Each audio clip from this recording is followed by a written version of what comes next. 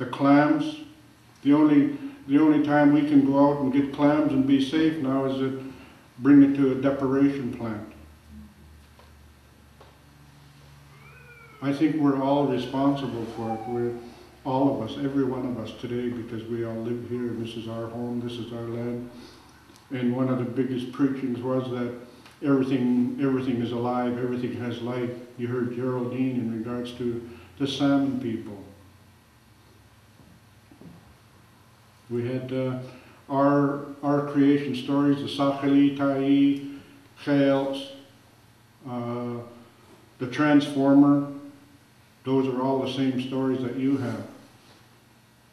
He did travel here, Chaels did travel here, the Transformer.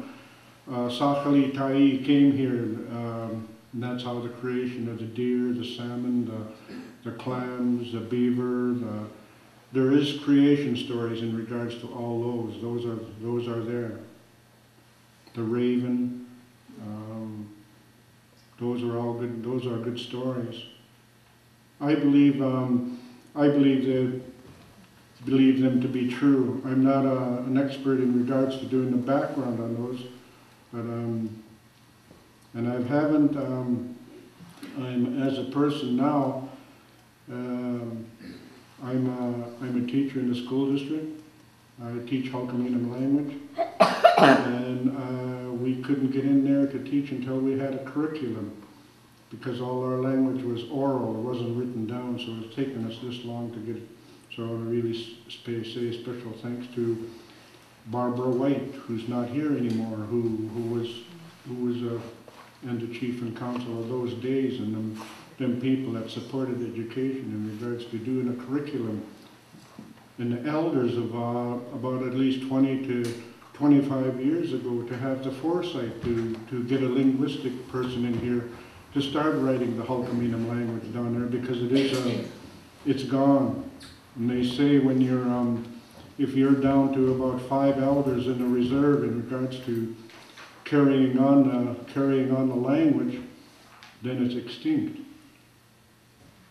And you heard Geraldine say that there is only a couple of elders living on reserve now who have trouble getting out of bed, who have trouble seeing, and who have trouble speaking. So we're really in trouble. I want to thank Terry Flowers for inviting us in here. I guess the moral of my story is that we as human beings don't have the integrity, don't have the respect, or don't have that purification or the strength our ancestors had, the character. When you ask the story, how do you feel about your children? And I believe our children has got to turn up the effort. The system. I really speak in regards to support of the education system, because it's everything in support of the education system now, because it's taken us years to put it in place and to take care of everybody. Everybody has the right to education. And I believe that everybody does. And we're probably doing the best job ever, but our standards have to be increased. Inconvenience is probably the biggest word, or the biggest crippler for all of us now. It's an inconvenience. Because I gotta go, because I'm on a computer game, or because the Canucks are playing tonight, or there's a football game on, or there's a hockey game on. Everything had life. Everything is alive. Everything is how do you appease? You talked about appeasement a little while when you talked about bringing food to this place, to the sacred place. So that respect to the human life, that respect to the family, that the family was going to be nurtured, that they were going to be protected. One of the biggest cripplers today that we find as First Nation people or as non-Native people was welfare, where everybody before had to work. Everybody was a fisherman, a clam digger, provider. They were a provider. They were a canoe builder. There was better strength, I believe there was tremendous amount better strength and integrity in our elders And I always say that when I say I pray for a morsel of my mom and dad's strength.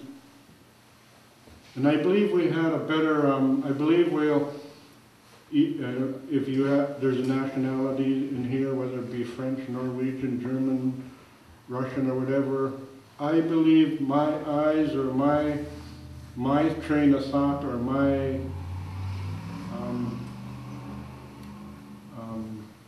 how would I say it?